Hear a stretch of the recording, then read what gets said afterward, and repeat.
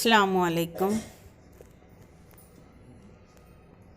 Urdu क़वायद gel के जुमलों को गौर से पढ़ें। रोटी ओटी तैयार हुई कि नहीं?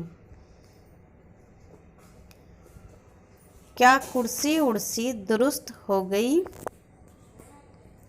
ऊपर के जुमलों में रोटी के साथ ओटी, कुर्सी के साथ उर्सी के अल्फाज इस्तेमाल हुए हैं। रोटी कुर्सी बामाने अल्फाज हैं, जबकि ओटी उर्सी बेमाने अल्फाज हैं।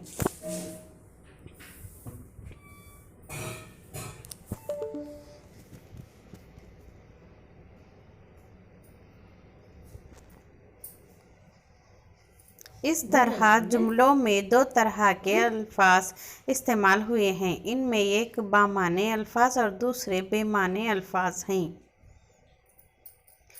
बामाने अल्फाज को कलिमा कहते हैं और बेमाने अल्फाज को मुहम्मल कहते हैं।